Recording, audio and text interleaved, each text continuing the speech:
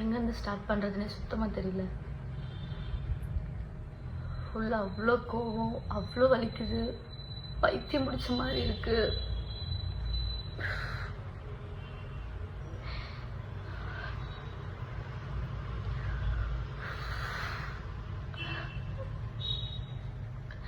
சரி, ஓகே, நான் அழுவாமல் என்ன விஷயன்றத டக்குன்னு சொல்லிடுறேன். நான் ஆதின்னு ஒருத்தனை லவ் பண்ணேன், மேரேஜ் பண்ணேன். மேரேஜ்னா ப்ராப்பர் மேரேஜ் கிடையாது, ரெஜிஸ்டர் மேரேஜ் பண்ணேன். எல்லாரையும் கூப்பிட்டு வச்சுட்டு அப்படிலாம் நான் பண்ணல. நான் வீட்டை விட்டு வந்துட்டேன்.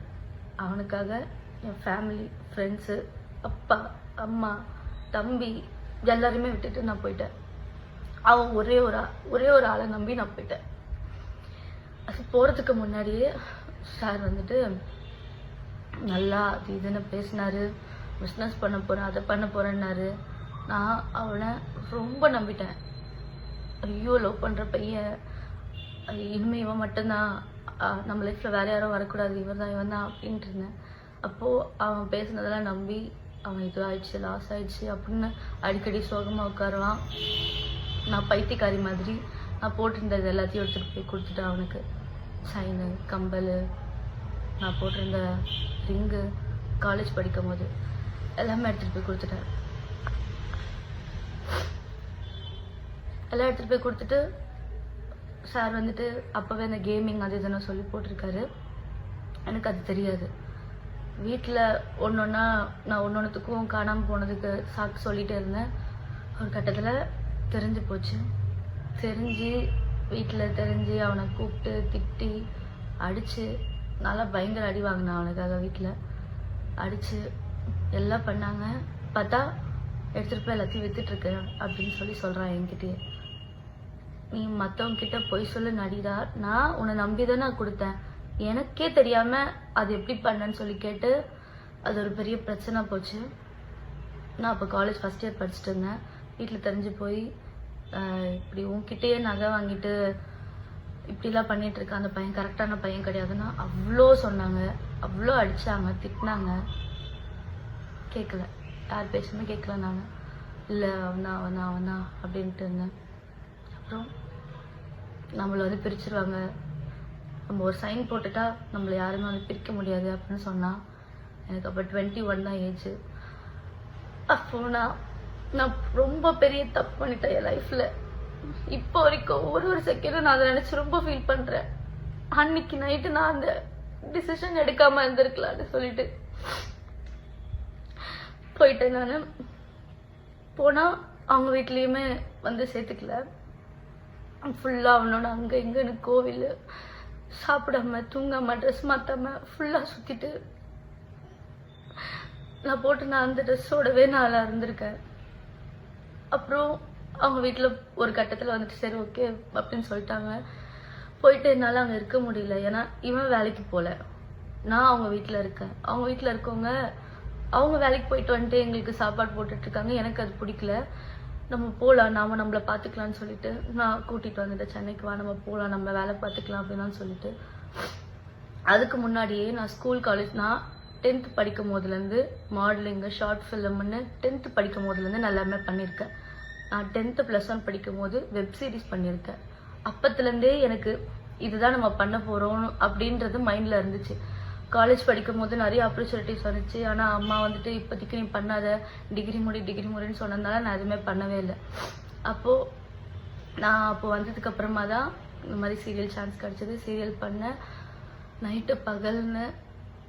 சின்ன மருமகளுக்காக நான் அவ்வளோ கஷ்டப்பட்டிருக்கேன். நான் என்னோட எஃபர்ட் ஃபுல்லாக போட்டு நான் வந்துட்டு அதில் ஏதோ அது எனக்கு தெரியாததெல்லாம் தெரிஞ்சுக்கிட்டு நடிக்க தெரியல, அது இதுன்னு வந்துச்சு. கான்ட்ரவர்சி எல்லாத்தையும் தாண்டி இப்போது ஏதோ சின்ன மருமகள்ன்ற ஒரு நல்ல சீரியலில் நான் இருக்கேன். அது பிகினிங் ஸ்டேஜ்லேருந்தே இவன் கூட இருக்கான். ஆனால் இவன் எதுவுமே பண்ணல. நான் மட்டும்தான் வீட்டில் வேலைக்கு போயிட்டு இருந்தேன். எங்ககிட்ட ஒன்றுமே கிடையாது. கொஞ்சம் கொஞ்சமாக வீடுன்னு போய் எல்லாமே ஒரு பொருளாக வாங்கி ஒரு ப்ராப்பர் வீடாக எல்லாமே அப்படி ஃபுல்லாகவே ரெடி பண்ணது எல்லாமே நான் ஒருத்தி வேலைக்கு போனதுனால மட்டும்தான். நான் நைட்டு பகல்னு கஷ்டப்பட்டு அந்த காசெல்லாம் நான் உனக்கு தான் செலவழிச்சிருக்கேன். ஏன்னா நீ எனக்கு வேணும், உனக்காகன்னு இந்த 2.5 வருஷம் நான் சீரியல் போனதை ஃபுல்லா நான் உனக்கு தான் கொடுத்துருக்கேன். அது நான் ஒரு நாள் கூட நான் ஏண்டா அப்படின்னு நான் சொல்லி நினைச்சதே இல்லை. நான் உனக்கு அவ்வளவு உண்மையா இருந்தேன். அதுவும் போனதுக்கு அப்புறமா தான் இந்த மாதிரி கேஸ் இருக்குன்னு சொல்லி சொன்னேன். சரி ஓகே, ஃபியூச்சர்ல அது நமக்கு பிரச்சனை இருக்கக்கூடாதுன்னு நான் தான் அந்த கேஸை வந்துட்டு திருப்பி இது பண்ணி சரி பண்ணணும்னு சொல்லி அந்த கேஸ்க்காக எவ்வளவு கடன் வாங்கி எவ்வளவு கொடுத்துருப்பேன். இப்ப வரைக்கும் நான் அந்த கடனை கட்டிக்கிட்டு இருக்கேன்டா. ஆனா அசால்ட்டா நீ வந்து பேசிட்டு போற. எனக்கு புரிய மாட்டேங்குது, நீ என்ன தைரியத்துலடா சுத்திக்கிட்டு இருக்க? கொஞ்சம் கூட ஒரு கில்ட் ஃபீல் இல்ல, ஒரு போயிட்டோன்ற வருத்தம் இல்ல. எனக்கு மட்டும் நீ நேர்ல கிடைச்சன்னு வச்சுக்கோ, பெரியவா மாதிரி பேசுறல. கோர்ட்ல பாத்துக்கிற நீ கோர்ட்டுக்கு வரியா? ஒரு வாட்டி இயரிங்க்கும் கவுன்சிலிங்க்கு மீடியேஷனுக்குன்னு ஷூட்ல அவ்வளவு சண்டை போட்டு அந்த டேட்டுக்கு நான் பெர்மிஷன் வாங்கி அவ்வளவு தூரம் வெயில்னு பார்க்காம ஒரு வாட்டி நான் போய் அங்க போய் லைன்ல போய் நின்று எனக்கு தேவையாடா இதெல்லாம்? உன்னை லவ் பண்ண ஒரு காரணத்துக்காக இப்ப வரைக்கும் கஷ்டப்பட்டுக்கிட்டு இருக்கேன்டா நானு. எனக்கு சுத்தமா நிம்மதி நோலை கிடையவே மாட்டேங்குதா.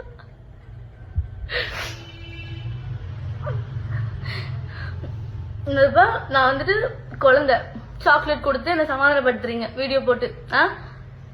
என் பெர்மிஷன் இல்லாம எப்படா நீ போடுவேன்?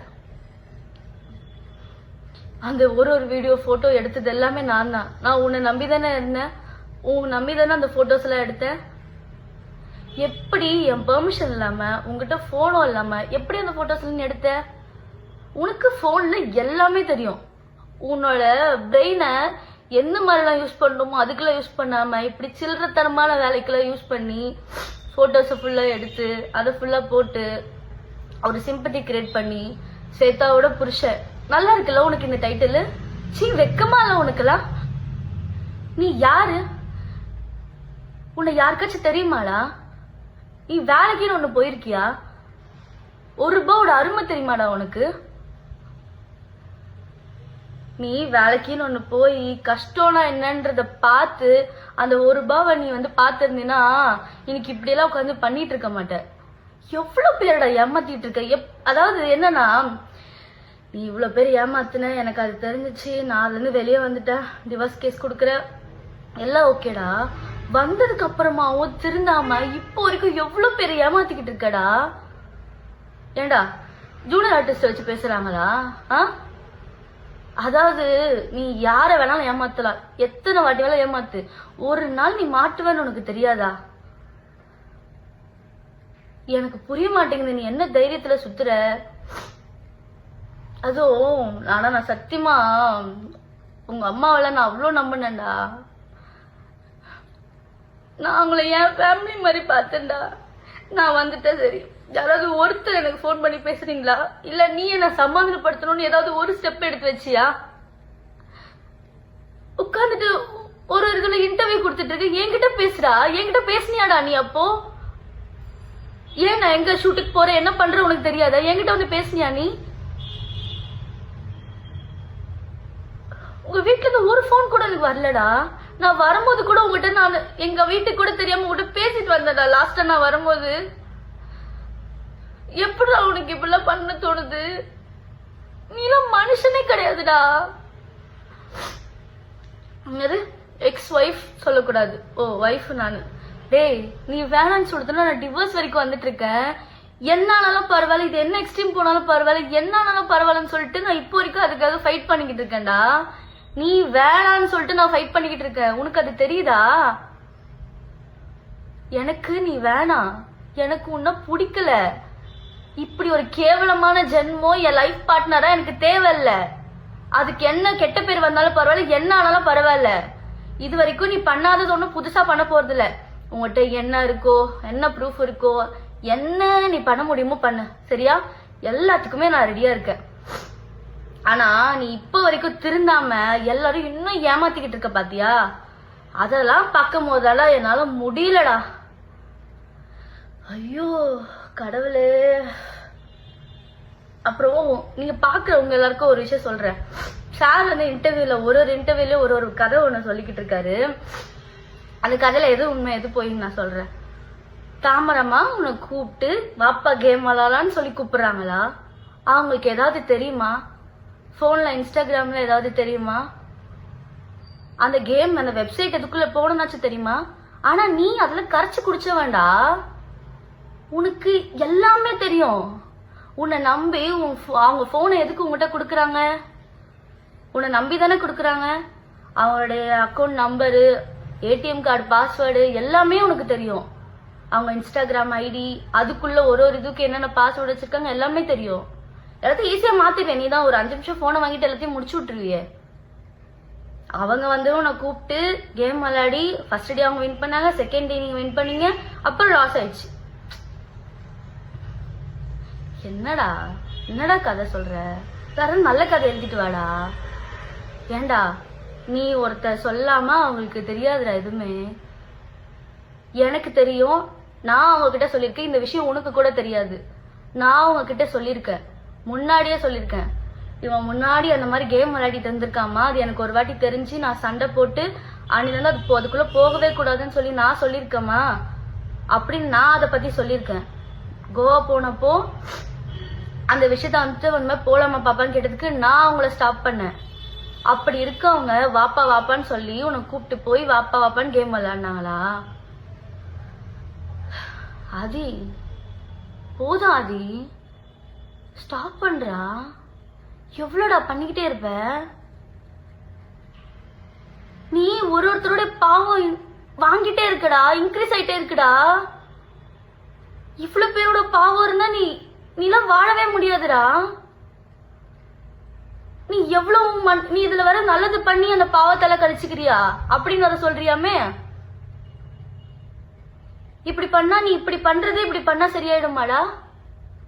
நீ அதுக்கு திருந்தணும்டா, திருந்தணும்டா. நீ ஆனா திருந்தாத ஜென்மமா இருக்கியே. எப்படி நாங்கெல்லாம் வந்துட்டு ஒண்ணு வச்சு ஃபேமஸ் ஆயிட்டு இருக்கோம். ஏண்டா இத்தனை வருஷம் அவங்க பார்க்காதது, இத்தனை வருஷம் அவங்க ஃபேமஸ் ஆகாதது உன்னை வச்சு பேசி ஆளாளுக்கு வியூஸ் ஏத்திக்கிறாங்க, ஃபேமஸ் ஆயிக்கிறாங்களா? சரி, நீ ஒருத்த வரல, அவங்க என்ன பண்ணிருப்பாங்க? நீ சோசியல் மீடியால நீ ஒருத்த வரல, ஸ்வேதா புருஷன்னு சொல்லிட்டு எங்கேயும் போய் நீ சொல்லாம இருந்தா அவங்க என்ன பண்ணிருப்பாங்க? நீ ஒரு ஆளுன்னு உன்னை வச்சு எல்லாரும் சம்பாரிச்சிட்டு இருக்காங்களாடா? ஹரி, சிரிப்பு வராம காமெடி பண்ண, ஓகேவா? பயங்கரமா சிரிப்பு வருது, எல்லாருமே சிரிச்சுக்கிட்டு இருக்காங்க. நீ இனிமே சொல்றதா இருந்தா நல்ல ஸ்டோரி, இன்னும் கொஞ்சம் கிரியேட்டிவா யோசிச்சு அப்படி சொல்லுங்க, சரியா? அப்புறம் நிறைய சொல்லணும்னு வந்தேன்டா, நிறைய சொல்லணும்னு வந்தேன்டா, மறந்துட்டேன்டா. எனக்கு ஒரு பக்கம் கோவமா வருது, என்ன பண்றதுன்னு தெரியலடா. நீ பைத்தியக்காரன் ஆக்கிக்கிட்டு இருக்கடா. ஆனா நீ ஊர்ல இருக்கவங்க எல்லாம் ஏமாத்தல, அவங்க எல்லாம் ஃபேக்கு. மொத்த உலகமே உன்னை வந்துட்டு உன் மேல வந்துட்டு பொய்யான ஒரு விஷயம் சொல்லுது. இதெல்லாம் சரிடா.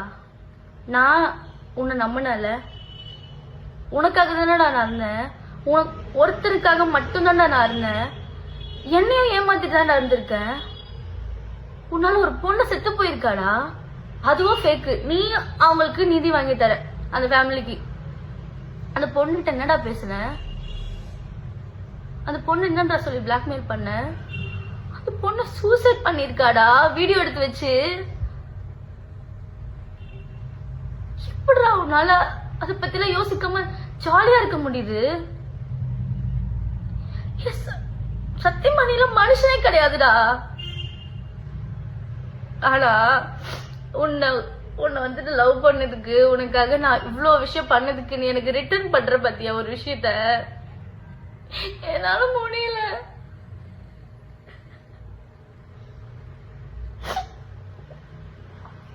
என்னால நிம்மதியா வேலை பார்க்க முடியல. எங்க போனாலும் நிம்மதியா இருக்க முடியலடா.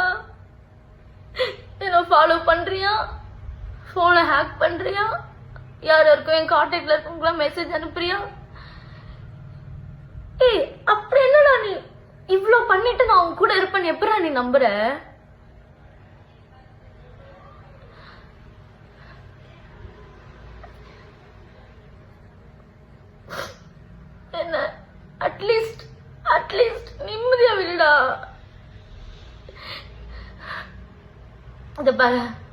என்ன ஆனாலும் பரவாயில்ல, நான் இதை வேணான்னு டிசைட் பண்ணிட்டு வந்திருக்கேன்.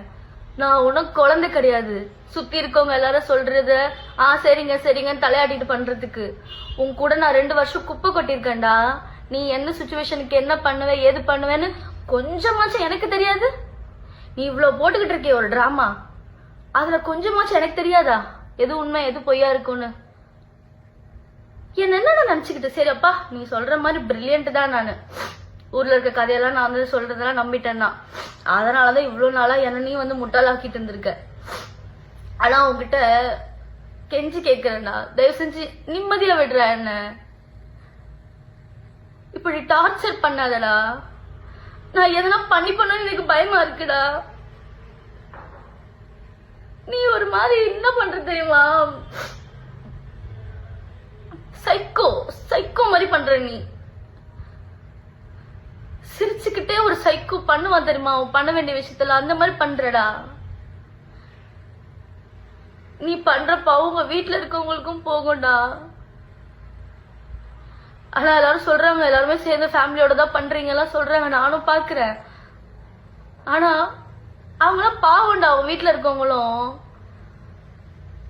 ஆனா இப்படி உங்க அம்மா தாண்டா உனக்கு எடுத்து வச்சிருக்கா. உங்க அம்மா தாண்டா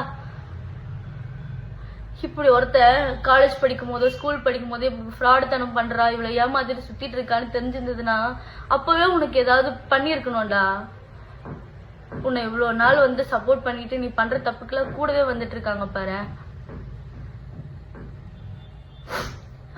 உங்க மீடியால இந்த இன்டர்வியூ எல்லாம் எடுக்கிறீங்க தெரியுமா, அவங்க கிட்ட நான் தயவு செஞ்சு கேக்குறேன், தயவு செஞ்சு அவன் ஒரு ஆளுன்னு சொல்லிட்டு உட்கார வச்சு இன்டர்வியூ எடுத்துட்டு இருக்காதீங்க. 10 பைசாக்கு பிரோஜனம் கிடையாது. உங்களுக்கு வியூஸ் வேணும் இல்ல வந்து கண்டென்ட் வேணும், கொஞ்ச நாளைக்கு நீங்க போடணும் அப்படின்னு சொல்லிட்டு இந்த மாதிரி தப்பான ஒரு விஷயத்த, கேவலமான ஒரு ஜென்மத்தை வந்துட்டு நீங்க வந்து என்கரேஜ் பண்ணாதீங்க. அவருக்கு திருந்த மாட்டான், அவன் இப்படியேதான் இதை கண்டினியூ பண்ணிக்கிட்டு இருப்பான். ஆனா நீ பண்ற எல்லாம், நீ யாரை ஏமாத்தலாம், போலீஸ் ஸ்டேஷன்ல இருக்கவங்களை ஏமாத்தலாம், கோர்ட்டை ஏமாத்தலாம். கோர்ட் வந்துட்டு லா அண்ட் ஆர்டர் தான். நீ சார் மதிப்பீங்கல்ல? எப்படி சார் நீங்க லா அண்ட் ஆர்டர்லாம் மதிப்பீங்க? ஃபர்ஸ்ட் நீங்க கோர்ட்டுக்குன்னு ஒன்று போகணும். உங்க கேஸ்கா இருந்தாலும் சரி இல்ல உங்க ஒய்ஃபோட கேஸ்கா இருந்தாலும் சரி, நீங்க கோர்ட்டுக்கு போய் அட்டென்ட் பண்ணணும். ஏதோ ஒரு ஊர்ல போய் மறைஞ்சு போய் உட்காந்துக்கிட்டு நம்பரை மாத்திட்டு வைஃபைல உட்காந்து பேசிட்டு இருக்க கூடாது, சரியா? ஃபர்ஸ்ட் நீங்க எல்லாத்தையும் ஃபேஸ் பண்ணதுக்கு ரெடியா இருந்தீங்கன்னா ஃபேஸ் பண்ணணும். உட்காந்து இந்த மாதிரி இன்டர்வியூல உட்காந்து ஃபேஸ் பண்ணிட்டு இருக்க கூடாது, நேர்ல வந்து ஃபேஸ் பண்ணணும், புரியுதா?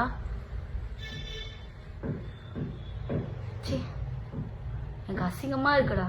உன்னதான் இவ்வளவு நாளா நான் லவ் பண்ணிட்டு இருந்தேன் நான் நினைக்கும் போது.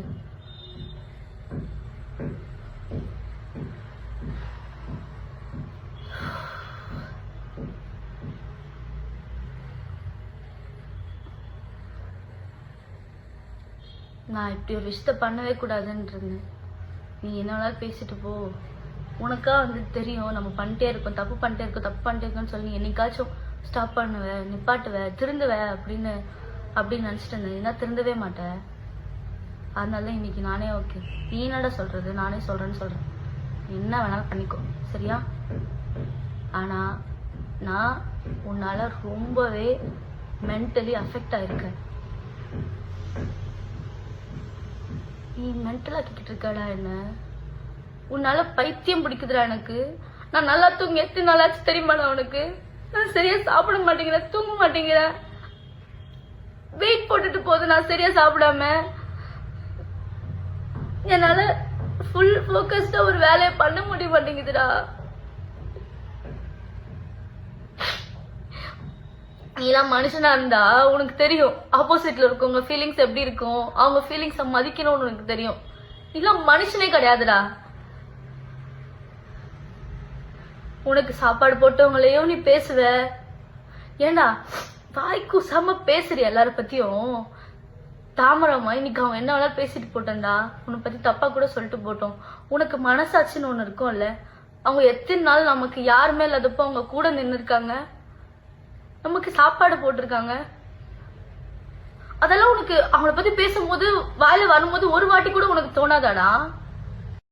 இப்போ இந்த வீடியோவை சின்ன மருமகள் சீரியலில் தமிழ்ச்செல்வி கேரக்டரில் நடிச்சிட்டு வர ஸ்வேதா தான் ஷேர் பண்ணியிருக்காங்க.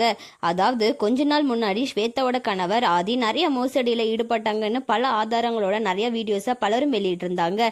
அதை தொடர்ந்து ஸ்வேதா இப்போ ஆதியை பற்றி பேசி ஒரு வீடியோவை வெளியிட்டிருக்காங்க. இந்த வீடியோ தான் இப்போ சோஷியல் மீடியாவில் பயங்கர வைரலாக போயிட்டு இருக்கு. இந்த வீடியோவை பற்றி உங்களோட கருத்துக்களை கமெண்ட்ல சொல்லுங்க. அண்ட் இந்த மாதிரியான அப்டேட்ஸ்க்கு நம்மளோட சேனலை சப்ஸ்கிரைப் பண்ணிக்கோங்க.